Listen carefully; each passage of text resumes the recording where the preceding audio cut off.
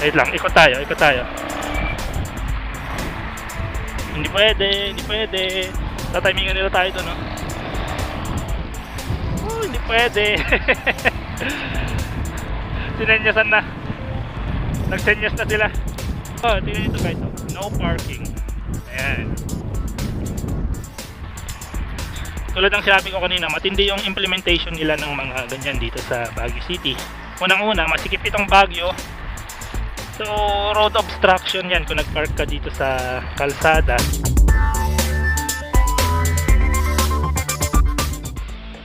Yan. Natutunan ko yung clap na yan kay Boy first time eh. I-align mo yung audio tsaka yung video para kapag kinombine mo na siya, nakasync siya. So, tama yung voicing, yung sound sa video. Ayun ulit ko guys, no, yung gamit natin ngayon is the Akaso Brave 7. That is chin mount ito sa ating helmet kung saan tayo nabudol. Oops! Tik na! Biglang ano si Manong, no? Biglang umarangkada. Coding tayo ngayon, nakakatakot. So magle-left turn tayo dito. Iwas tayo sa Central Business District. Dito sa Baguio guys, stricto sila sa ganito, sa number coding scheme. Very strict ang dito, ang mga pulis, ang LTO when it comes to traffic. Wala tayong lusot kapag ganyan. Kahit ano bang rason natin. Oh, it's a beautiful day. Time check, it's 3 PM ng hapon. Pwede naman tayo actually magmotor. Yun lang, hindi ka pwedeng dumaan sa gitna sa Central Business kapag coding ka kasi bawal. Ayan, antin lang natin si Manong. Okay daw. Tapos pag nakita niya, oh, coding ka. Itong road pala to guys, kung naalala niyo yung DGR, traffic yung area na to, kaya tinapos na namin yung ride namin dyan, oh. Dyan banda. Ayan, sa museo, Aguinaldo Museum. Ayun, so doon natin tinapos kasi traffic. Nung time na yun, wala kaming police escort, yung nangyari sa DGR 2024. Walang police escort. So ang nangyari is, wala, hiwa-hiwalay kami. Traffic, hindi ka makasingit ng mabuti, walang nagta-traffic na, alam mo, padaanin sana kami. So that's the downside of it. Yung last year naman, okay na okay. Meron kaming taga-traffic. Ang problema nga lang, hindi na siya problema, pero mas maikli yung rota namin noon, like 1/4 lang. O wala pa yata sa 1/4 yung ginawa namin nung last year. Corn pop. Ganda ng marketing strategy niya, no? Guys will understand. Nandito tayo ngayon sa Engineers Hill. Medyo outskirts ng Baguio yung dinadaanan natin kasi, well, coding. Ikot tayo. Minsan may mga pulis din dito nag-aantay, pero sana wala. Sayang din yung mauli tayo, no? Number coding, 500 yun eh. 500 yun or 1,000, I'm not sure. Yung last na nahuli ako nung dala ko yung sasakyan, 500 yung binayaran ko. But that was like 2 years ago. 2 years ago na yun. Okay, in front of me is ayan, Victory Liner. Ayan, mag-right na tayo dito. Ayan, so by the way guys, kung nakita nyo dito sa ating handlebar, ang dami nagtatanong, no, bakit to? Bakit may torotot dito, may potpot dito? Actually, para sana ko yan before. So dati, nung sinasakay ko siya, nakasakay siya sa dito sa harap. Honestly, hindi ideal na magsakay ng bata, no, sa motor, lalo na sa harap. Eh yung school lang naman niya kasi like a few meters lang naman sa bahay. So sinasakay ko na rin, lalo na pag pauwi kasi bundok sa amin eh. Mahirapan siyang umakyat, so minomotor na lang namin. Kung ano-anong kinakalikot niya. So para wala na siyang kakalikutin, wala na siyang masyadong ginagalaw dito sa ating motor. Binilang ko na lang siya nito, ayan, oh. Ang tagal lang din nagagamit, oh. Medyo paus na, halos wala nang tunog. Ayun, ito, may nag-LTO dito. Wait lang, ikot tayo. Hindi pwede, hindi pwede. Tatimingan nila tayo doon, no? Oh, hindi pwede. Sinenyasan na. Nagsenyas na sila. Parang ipapapang tayo dun sa next. So ikot na lang tayo. Ayan. Daan tayo dito. Ito yung road doon sa convention center. Hanap lang tayo ng area kung saan natin pwedeng i-park yung motor natin. Ayan. Daan tayo dito sa gilid. Nagradyo na sila eh. Nakita ko yun eh. Siyempre, usually ang nangyayari kasi kung na-tsempuan ka ng mga pulis ng LTO, so kung nakita nila na coding ka, may mga pulis kasi na nakabang din along the way. Kung lampas pa nila, so aapangan ka nila sa next, usually next na checkpoint or next na intersection kung saan titigil talaga, no? Oh, tingnan nito guys, no parking. Ayan. Tulad ng sinabi ko kanina, matindi yung implementation nila ng mga ganyan dito sa Baguio City. Unang-una, masikip itong Baguio. So, road obstruction yan kung nagpark ka dito sa kalsada. Pati dun sa mismong barangay namin, bawal ka magpark. So, well, kung bibili ka ng sasakyan mo, dapat meron ka talagang sariling parking area. Ang ganda ng panahon. Sayang, hindi natuloy yung yung Benguet Loop natin, no? Nung November 12, nung Independence Day, plinano ko na yun eh. 2 months ahead na Benguet Loop tayo.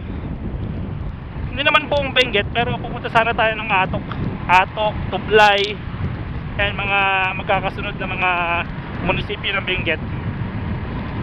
Pero hindi rin lang natuloy. Wala, hindi natuloy kasi ang dami natin trabaho, ang dami natin kailangan tapusin ng mga commission paintings, deadline, dami natin kailangan i-meet na deadline. So ayun, wala. At malapit nang magpag-ulan, hindi na rin magandang ikot, mag-loop kapag maulan. Naalala ko yung kung kilala nyo si nang pangalan, yung nag-Philippine Loop din na babae. Nagamit niya QACR 152 din. I forgot her name. Ito, ilagay ko yung pangalan niya. Ayan. Ano siya, Philippine Looper. Though ginawa niya yung Luzon Loop. Nag-Luzon siya ng umuulan, Baguio days, as in bumabagyo. So yung mga videos niya, ay grabe, talagang sabak sa bagyo, sa ulan. Ayan, maawa na lang eh, pero ang galing ng ginawa niya. She's very brave enough to do the Luzon Loop na bumabagyo. Okay, traffic. Ayun, may pulis na naman doon. Sana hindi tayo mahuli dito. Walang plate number itong nasa harap natin, So, magra-right turn tayo dito. Right turn. Okay. Ako, ang daming pulis. Tama lang yung ginagawa ng ating kapulisan, Traffic ngayon, anong meron ngayon? Thursday ngayon, Anyway, that's one of the main problems here sa Baguio City, Traffic. Mahirap ng nagro-road widening naman sila, pero honestly, wala na masyadong iluluwag itong kalsada ng Baguio City. Ayan, nag-road widening na sila dito. Actually, marami pang areas na niro-road widen to ease the traffic. Kaya naka-implement din yung number coding. By the way guys, kung hindi kayo taga Baguio, bawal po ang motorcycle sa Session Road. Iwasan nyo yung Session Road dito sa Baguio City kasi walang oras na pwede ang motor doon, except yung mga delivery riders, syempre yung mga service ng mga establishment like yung pizza, yung nagde-deliver ng pizza, sila yung mga nakakapasok doon. But for other motorists, hindi pwede. 24/7 bawal ang motor doon. Okay guys, malapit na tayo sa aking mural project na kailangan ko pang tapusin. Patapos naman na siya, though natapos na yung inauguration, pero hindi ko pa siya natapos. So ito, in the following days tatapusin natin. Ano nang itsura niya? Ayan. Tingnan ko. Ayan, oh. Nawala na yung mga pintura namin dun.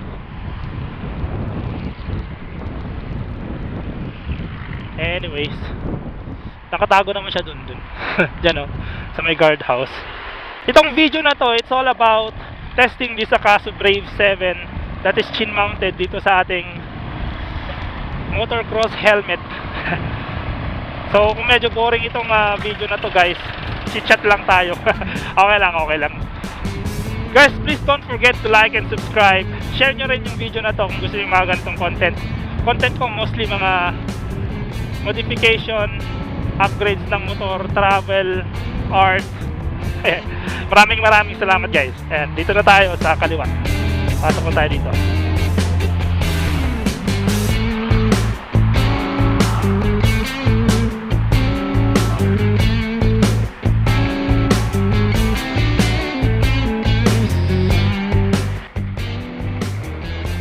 Sound check.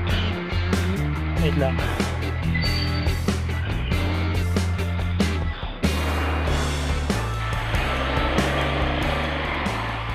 Okay guys, ginabi na tayo. And so let's go. Okay, time check, it's 7 PM 7 ng gabi. Kapag 7 wala nang number coding dito sa Baguio City. Okay, we're still using the Akaso Brave 7 night mode naman tayo. Okay, so gawin na natin yung review ng itong Akaso Brave 7. Itong 4K at 30 frames per second. Ang katumbas nito sa cellphone natin is 1080p. Ngayon, itong Brave 7 wala siyang 60 frames 60 fps. Yun yung downside niya. And tulad ng nasabi ko kanina, yung audio nito grabe, ang hindi maganda. So kung gusto niyo ng better audio, definitely kailangan yung i-connect yung external. The problem with external, ganun pa rin medyo okay na rin, maganda na rin na meron ng external, pero dapat malapit siya sa mount natin, no? yung mouthpiece niya, para mas marinig ng mabuti. Yung last na trinay natin, yung Akaso Brave, namimili kasi siya ng SD card, no? So yung ginamit natin last time hindi mabasa kapag 4K yung shooting natin. So 1080p natin. Anyway, we're using the 4K. Ayan, it's chin mount dito sa ating motocross helmet. Nandito tayo ngayon sa Nagilian Road. Traffic expected mo na kapag ganitong oras, talagang traffic dito kasi rush hour, uwian ng mga tao. Though it's bakasyon ngayon ng mga bata, ng mga students, but of course wala namang bakasyon sa mga magulang na nagtatrabaho for most of us people. Ay, usok-usok muna tayo dito. Ayan, yung quality ng video niya sa gabi, I think okay lang naman. I don't know. First time natin itong gawin, no? Yung 4K sa gabi. Ito, mas maganda na naka-chin mount yung ating action cam kasi mas nakikita natin. Ayan, mas nakikita natin yung buong area compare kapag nasa chest mount natin, kasi nakikita lang natin sa chest mount mostly is yung handlebar, do kahit nakataas siya. Ayun, alam mo, gustong gusto ko itong motocross na helmet. Actually nung una hindi ko pa talaga siya gustong bilhin. Ang gusto ko yung yung classic na helmet. Kasi nga yung build natin supposed to be cafe racer talaga yung gustong-gusto kong gawin noon 2 years ago. Pero considering nga itong terrain sa amin na ganito lagi, up and down, tapos puro mountains and everything. Oops, wala. Ayan, kaya naging scrambler na lang siya. Ngayon, ang daming bumabati ko sa akin regarding sa build ko. Hindi na daw siya scrambler, kung ano daw pinaglalagay ko. Eh, hindi ko na alam anong tawag dito. Adventure na lang. Mini adventure bike. Yun na lang yung magiging tawag natin dito. Ang daming may ayaw ng build natin, no? So ganun talaga. Medyo futuristic na nga daw yung itsura, mukha daw siyang robot. And Transformers. Pero okay lang sa akin. So, yun yung reason, no, nung okay na rin na nabudol tayo ng helmet dun sa last na video ko, na nabudol tayo ng motocross helmet. Actually, kukuha lang tayo ng ng hydraulic hose na ilalagay natin sa hydraulic clutch natin. Pero ayun, nakita natin tong store na puro motocross yung mga benta nila, mga accessories. Eh, yun, napabili tayo at okay naman, hindi na ako nagsisisi. Gusto ko pa rin yung yung classic na motocross helmet. Pero okay na. Okay na siguro, no? Gusto ko lang kulayan yung color blue nitong helmet kasi may color blue. Gusto ko sana black talaga eh, pero kung okay naman yung gray, I'm starting to love it. Starting to love it naman. So okay na. Okay na siguro. Eh, malapit na tayo sa bahay. Itong helmet natin, ang daming wirings. Totoo yung sinabi ni J4. Si J4 Travel Adventures, isa sa mga tinitingala nating motovlogger. Kasi nagre-review din siya ng mga gamit pang vlogging. Totoo, no, kapag nagvo-vlog ka talaga, ang daming wires sa loob ng helmet mo. Yan yung nangyari dito sa ating helmet. Maliban dun sa intercom natin, syempre nakatago sa gilid-gilid yung mga wires niya. But ito, since kinabit din natin itong action cam natin, ayan, marami ding wires sa loob. So, ingat-ingat na lang na sana wag mahila. Hindi tayo makapagpatakbo ng mabilis dito sa Baguio City. 1648 pa naman yung gears natin. So, wala talaga yung yung bilis niya, no. Pero yung pag-akyat natin sa mga ganito, sa mga bundok na ganito, mga kalsada, okay lang. Walang problema. Kayang-kaya naman. Ayan, oh. Sisiw lang. Pero may downside pa rin siya. Ayan, kasi nung nalala nyo yung sa GGR, nahuli pa rin tayo, no. Ang bigat ng motor natin eh. Mabigat siya. Dahil sa mga accessories na nilagay natin. Okay, we're almost there. Oh, nakalimutan ko yung auxiliary lights natin. Mas maliwanag yung kalsada kapag ganito. Ayan. Nagpalit tayo ng auxiliary lights eh. Mas gusto ko to. Mas maliit pero mas maliwanag. Okay, nandito na tayo sa bahay. Ayan. We're home. Guys, maraming salamat ulit. Please don't forget to like, share, and subscribe itong ating YouTube channel, Highland Moto. Ayan. Home at last. Ayan. Neutral tayo. Ayan. Ayan yung motor natin, di ba? Yan yung tsura niya. May dalawa sa gilid, auxiliary lights. Yung ilaw natin magkapatong na siya. Ayan. Overall, I like the build of this. It's already in 70% complete. Next time, discuss ko sa inyo guys yung mga ibang natin, upgrades na gagawin dito.